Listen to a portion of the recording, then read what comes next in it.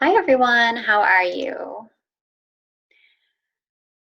Okay, good to know. All right, so welcome. Welcome to the session on how to work and homeschool at the same time.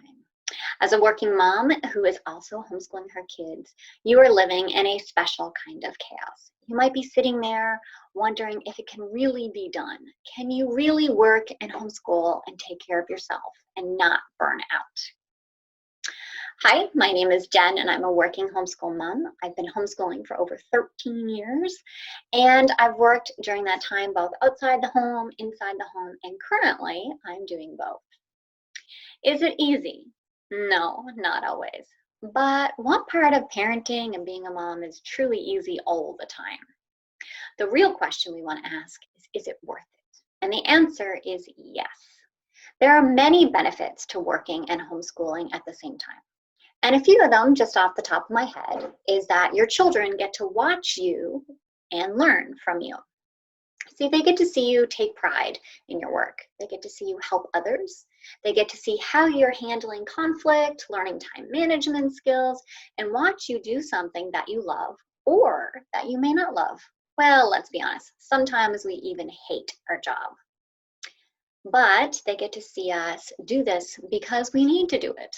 As adults, we don't always get to choose to do only the things that we love, but we can show our kids how to do things that we don't like with grace. And it can be nice to have a break and be with other adults and have adult conversations that don't resolve around Minecraft or homeschooling or, potty training the baby.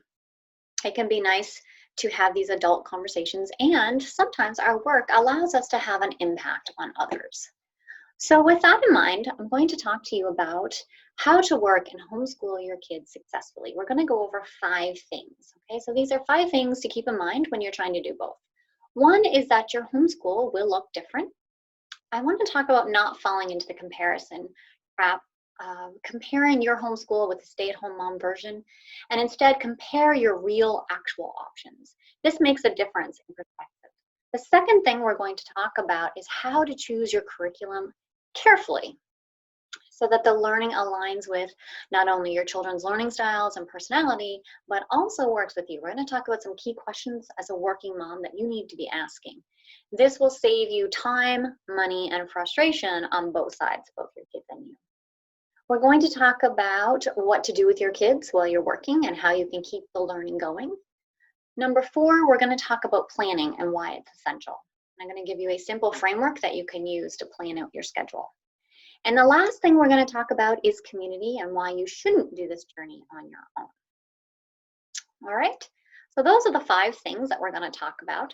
The first thing to keep in mind is that you are a working mom who is homeschooling her kids, which means you are not a stay-at-home mom who's homeschooling their kids. That's kind of a duh moment, right? But it's important to realize that your homeschool is going to look different than what you see on social media, what you see on Facebook, what you see on Instagram, and it may even look different from what you had in mind when you began. So oftentimes when we start homeschooling, we have this idea of what our homeschool is going to look like, right? And the reality can be looking very differently. So I want to encourage you to let go of that comparison. Stop comparing what you see on social media with your own personal reality. And there are going to be good days homeschooling, and there are going to be bad days homeschooling. And hopefully, in the end, there will be more good than bad. It's a lot like parenting. Parenting, the mom, we have really great days with our kids that we cherish, and we have really bad days that we wish never happened. But that's all the ups and downs along the journey of being a parent. If you can let go of those ideas of what you think homeschooling should look like and start working with what you have, it makes your homeschooling so much better. Another thing as a working mom is that realizing homeschooling is very flexible. And this is something that working moms take full advantage of. This is how we fit the homeschool in our lives. This means that you can homeschool on the evenings, you can homeschool on the weekends, you can homeschool in the afternoons, you can homeschool on breaks, whenever and wherever you need to. This also means that you may need to take a mind shift change and realize that your kids are always learning. Once you see that, once you recognize that your kids do not need to sit down and be with books in order to learn, you'll be amazed at what your kids can learn through the run of their day, what they learn through play, what they learn through watching and reading. So let's talk about this with an example. So for example, say that you worked all day at the office and you come home and you get one of your kids, you invite them into the kitchen to help you make dinner. And while you're cooking, you're chatting about your day. And then you eat dinner as a family. And then after dinner, you get one of your kids to help you clean up the kitchen. So, this is how you work that one-on-one time with your kids in. And then after dinner, you play a game, and then you read a story, and then you get the kids into bed. Now, you might look over your day and you're thinking, no learning took place. But let's go over the day with new eyes, okay? So not counting whatever your kids did while you were at work, and we're going to talk about how to fit learning into that soon. They learned kitchen skills with you. They learned life skills. They're going to be taking these kitchen skills with them when they leave the house because they're going to be cooking and eating when they leave. They learned that playing a game takes teamwork. And depending on the game, they could have been doing some reading, some writing, some math, etc. The book that you read may count as reading comprehension. And depending on the topic of the story, it could have included things such as history, geography, social studies, and other topics like that. When I've had a day where I think my kids didn't learn anything, a question I like to end the day with is, what did my child learn today? And if you don't know, ask your kids. They'll tell you. It's really important to let go of an idea of what you think your homeschool should be and really embrace the homeschool you have. So teach the children you have and work with the situation that you live in. Which brings us to the second point, choosing curriculum carefully. So I made a mistake when I started working in homeschooling. And my mistake was that I thought nothing would change and everything would remain the same in my life. I mean, think about it. If you're going from a stay-at-home mom to being a working mom, change is bound to happen. And if you're going from a working mom to a working homeschool mom, things are going to change again. But for some reason, that thought never entered my mind.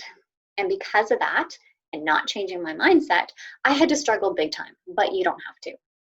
And this came to my attention in the next three areas of my life. It was curriculum, time management, and self-care.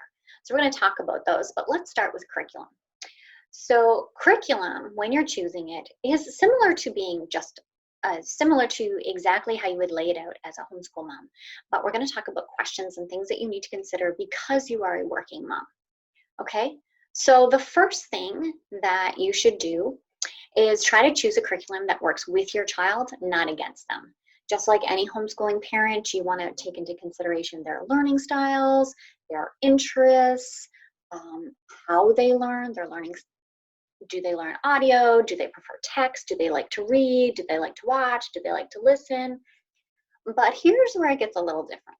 You also need to take into consideration how much planning it will take on your end and how much of you it requires and how much your children can do on their own.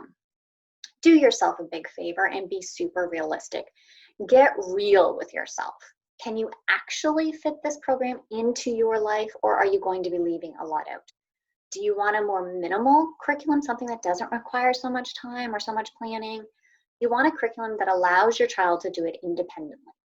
So those are some questions you're going to want to ask yourself. An online program allows your child to work independently, and this might work better for your situation, especially if you're working full-time. Otherwise, if you have flexible hours, you might be able to choose your curriculum first and then have your working hours work around that curriculum. This will depend, of course, on the ages of your children. You may find yourself in need of an online curriculum, an offline curriculum, or using a mix of both. So what that might look like, for example, my kids are very workbook, textbook styled. They loved worksheets and weren't really a fan of that whole hands-on unit study thing. So we limited those in our homeschool, and we saved those for a day where we could do it together. I made use of subscription boxes because everything came in the box and I didn't have to worry, did I have all the items? It came delivered to my door. It was great. I also found online programs like Easy Peasy, CTC Math, schoolhouseteachers.com. These programs made a massive change in my homeschool because my kids could continue learning and working on their homeschool on the go. It meant that they could do it at waiting rooms or in the car or even at the babysitters. So you want to take advantage of things like audiobooks, learning through games both online and offline, puzzle books, and puzzles. These are great ways to have your kids learn while you're doing other things. You'd be shocked at what your kids can learn from a good board game or a good YouTube channel. I know some moms like to create a list of apps. So they get like an iPad or a tablet and they load it up with learning apps, or they create a playlist on YouTube, which gives their kids a list of things that they can watch that are educational. So this brings us to the third point. So before we move on, just remember when you're looking for your curriculum, don't get distracted by shiny object syndrome. There are a lot of curriculum out there that looks amazing that would never fit my lifestyle. So make sure it fits your kid and your lifestyle. All right, our third point is what to do with your kids while you are at work. So this question actually builds on the curriculum because there are a lot of ways that your kids can keep learning when they're not with you or while you're working. But before we dig into that, we need to cover childcare. If you're working outside the home or even at home, there may be times where you need someone to come and take care of your kids. Childcare is probably one of the first roadblocks and things that you need to handle before you decide to pick a job outside the home, especially with children of all ages. So I'm going to share with you 5 things to keep in mind while you're choosing your childcare. The first thing to keep in mind is the age of your child. Many childcare options are only open to certain ages of your children. So make sure you take that into consideration when you're choosing a childcare provider. The second thing to keep in mind is actually the location. This is something I overlooked at first, but then I realized that we only had one car, and this made drop-offs and pickups very time-consuming. So I needed to limit the amount of driving. The third is the type of childcare. So are you looking for something in your home, in their home? Did you want center-based? Do you want group care? These are things to keep in mind when you're hunting. The fourth thing is what type of care does my child need? This is extremely important if your child has special needs or allergies. So make sure that the child care you choose works with your child. And the fifth thing is cost. Childcare can be very expensive. So we created a budget and we had to stick with it. Otherwise, I was just working to cover childcare costs. I use these 5 conditions to help me narrow down my choices, and you'll want to keep them in mind as you go through the options for childcare. Now, I'm going to share a very small list, but it will give you an idea of like a jump starting point. Depending on where you live, these options may not be available, but I'm hoping that these will spark some ideas. So go ahead and jot down anything that appeals, and don't be afraid to think outside the box. So here are 6 ideas for childcare. The first one is a homeschool team. Many moms will hire a homeschool team during the week for a few hours a day to help keep younger children on task while they're working. The second one is friends or family. This is a great option if you have a reliable family member or friends that sit nearby to help support you homeschooling. The third one is to trade with another working mom who is in need of childcare. So they may not be homeschooling or not, but you can trade with them. So if they're working one day and they need you to look after their kids, you can do that. And then if you're working the next day, they can look after your kids, and you can go back and forth. The fourth thing that you can do is have a friend hang out and do fun stuff with your kids while you're working. This is a great way to combine some hands-on learning with childcare. The fifth one is to leave older kids home alone while you're working. So you know your child best, and you'll know if this is going to work with you. Using check-in programs and security measures will help you feel at ease and make sure that they know emergency numbers and how to contact you. The sixth idea is to hire a stay-at-home mom to take care of your kids. So many of them will appreciate the chance to bring in a few extra dollars. Your kids will have some kids to play with, and it helps. Sometimes it's more affordable too.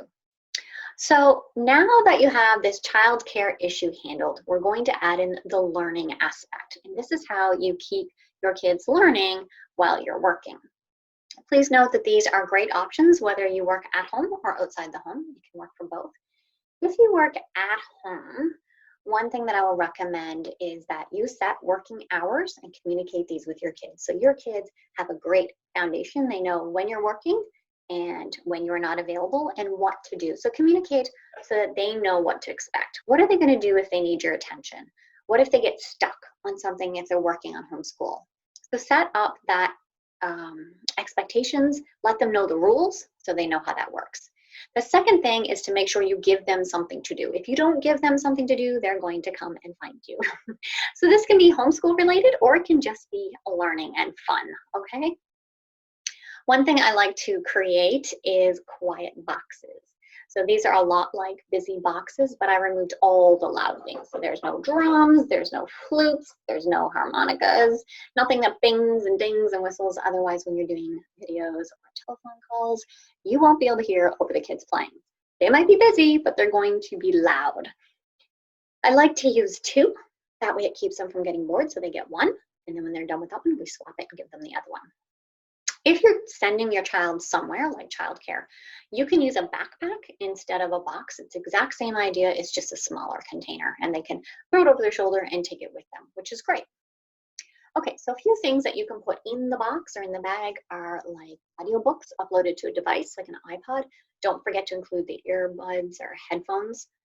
Games, those small travel board games work great, so do decks of cards. Coloring books. You can get coloring books on themes that go with what they're learning. Historical coloring books, you can get science coloring books, puzzle books, crayons, colored pencils, that type of thing works great. If your children are using workbooks like spelling workbook, you can put those in the box. Mad Libs, any books that they like to read. Markers, notebooks, dry erase boards, paper, drawing supplies, anything like that. Also, if you don't mind your children having screen time, you can include a tablet and have educational apps that they can use. So these are just a few things that you can put in the quiet boxes or bags. All of these things encourage your children to learn through play, and most of them are screen-free. These boxes and bags also come in handy if you're teaching more than one child and you want focused time with one child. You can give them a box when you're not helping. Or if you're camping and you don't want your kids to get bored, you're traveling long distances, or you're waiting for appointments. So these bags are super handy.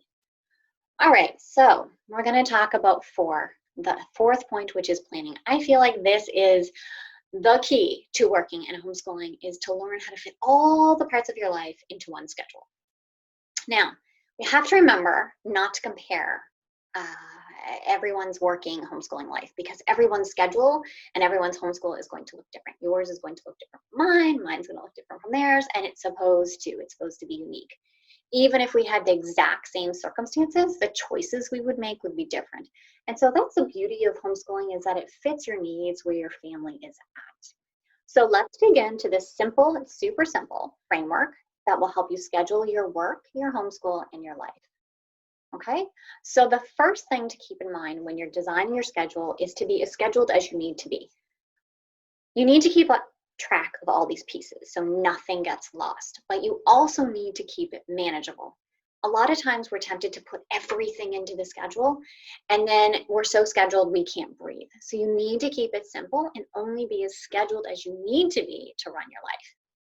So some points to consider. So the one thing that you need is a planning system. Now, I'm not saying go get this planner or use this planning system, because everyone prefers a different planner. There's no one perfect planner for everybody. The perfect planner is the planner that you will use.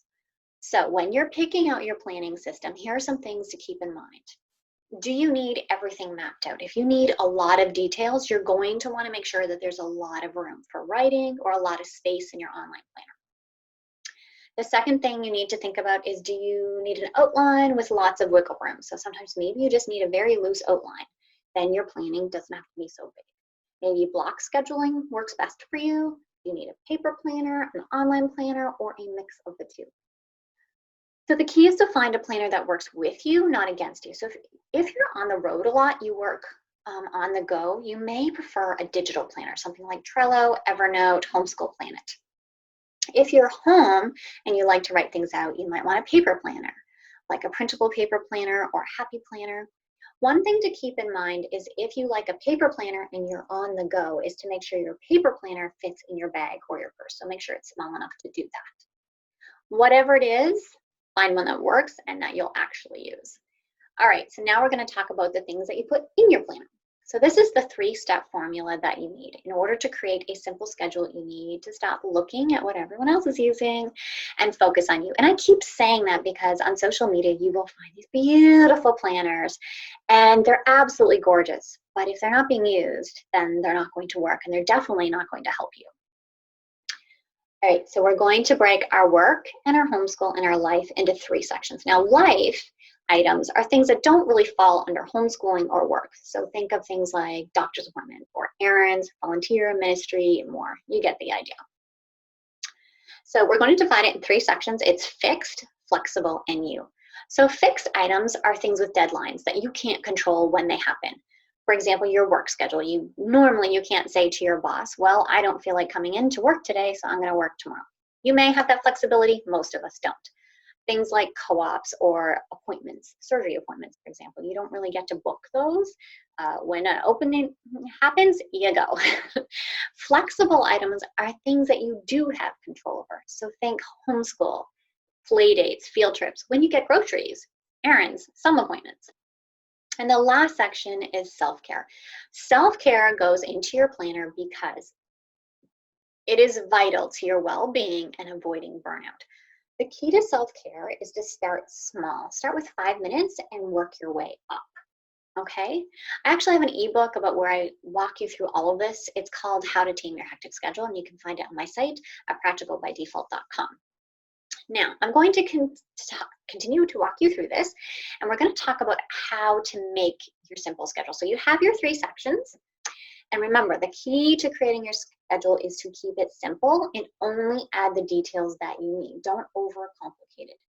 So for now, if you don't have a planner that you love, just grab a piece of paper, open a Word document, open a note-taking app, pause the video after I'm done the sentence, gather whatever you have, whatever schedules you have, and start brainstorming and organizing your work into those sections. Okay, so you're going to organize your work, you're going to organize your homeschool, you're going to gather up your co-op schedules if they're opening yet, any field trips, play dates, that type of thing. Gather them all together, sort them into the 3 sections. Okay, fixed are things that you don't have control over, flexible are things that you do have control over, and make sure you have some self-care in.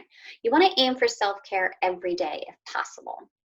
All right, so open up that organization method of choice and fill in your schedule. Start with the fixed things, they go in first because you don't have control over them. Then fit the flexible things around them, and then your self-care, okay?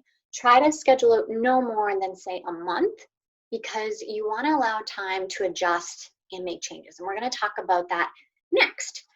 So go ahead and pause the video and do that. All right, so now you've created your simple schedule, and it's just for you and includes everything that you do. The next thing to do is to test it out.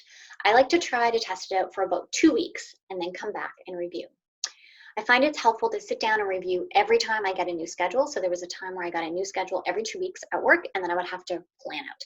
I also worked a job where I got a new schedule every month. So then I started doing monthly planning.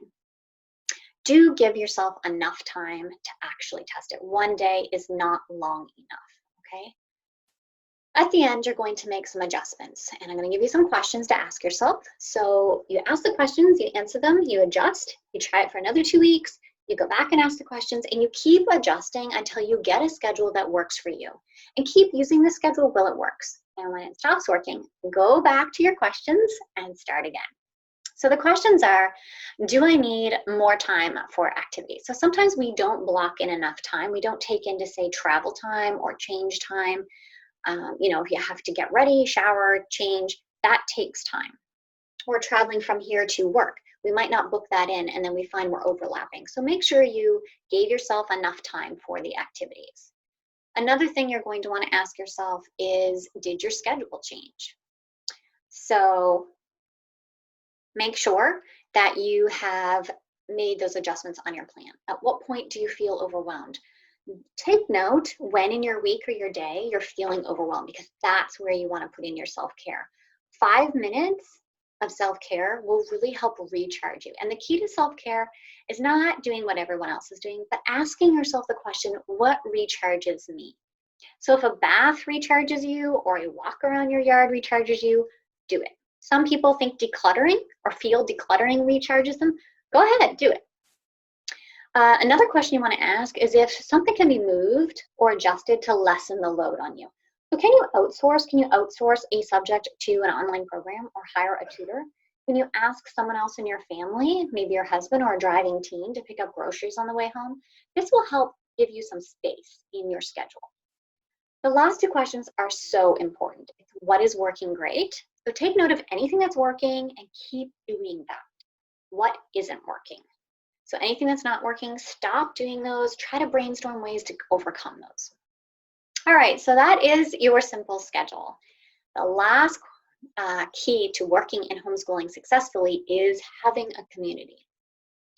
I'm going to talk about this because I know how lonely it is to feel like you're the only one on this journey. I know what it's like to be surrounded by people who don't really get it. You know, when you're chatting at work with a workmate and you're having a really bad homeschool day and you're sharing it and they say, oh, just put your kids back in public school. And they don't realize that it's just a bad homeschooling day. You know, bad homeschooling days happen just like bad parenting days happen. Or when you're with your homeschooling mom friends and you have a really bad day at work and you're like, oh, it's so awful and this and this and this happened. And they tell you to quit when you're really just coping with a rough day. And maybe they don't understand that you need your job because you love it, or maybe you need your job because of the whole clothing, shelter, and food thing. It can be really, really tough. This is where community comes in. You need a community of moms who are on the same journey as you. So you can swap these stories, share what's working, share what isn't, get a hand up from those who are just ahead of you on the journey, and help the ones behind you. You know, doing something for somebody else can sometimes boost your own spirits. So if you're helping someone, it can make you feel better. Places that you can find these communities are online, such as Facebook groups or forums. You may also be able to find them in your local community. It might be a little bit harder, but keep looking. When things start opening up, usually libraries or information boards, if you have them in your town, will help you find them. I have two online communities you can find. One is on Facebook. It's the Working Homeschool Mom Club by Jen McKinnon. So if you just look, you'll find us. There's currently over 16,000 working moms in there. Yes, you are not alone. When I started the community, there wasn't, obviously there was none. And I wasn't sure, I really felt like I was the only one. So it was good to see that I was made and proven wrong. It's a wonderful community. We get to chat about all kinds of things. And I also have another community called the Working Homeschool Mom Coffee Club. And you can find that by visiting workinghomeschoolmomclub.com. So if you think you are now alone, please be assured that you are not alone. I know it can be hard to be positive when friends and family and loved ones tell you that you are trying to do the impossible, that no one works in homeschooling. And I'm here to tell you, we are out here. We are just busy working and homeschooling. So you may not see us online as much as you do as other moms, but we are here and you can find us. And it is possible. All right, so let's review the 5 keys to working and homeschooling. The first key is that your homeschool should be unique to your family. Really embrace that flexibility of homeschooling and make it work for you. Choose your curriculum carefully is number 2. Make sure it fits not only your child and their learning style, but consider how much work is it for you. Don't be afraid to try new things and don't be afraid to let go of what isn't working for you. Childcare is number 3, and it can be tough to find. So use those questions and ideas I shared and start thinking outside the box. Don't forget to create learning centers or quiet boxes for them to learn while you're at work. Number 4 is scheduling is key. Having a planning system, have a planner and use it. Keep it simple. And the 5th point was to find a community supports you. Remember, nobody said it was going to be easy, but I will say it's totally worth it. Thank you so much for hanging out with me today. Thank you so much for watching, and I hope you have a great day.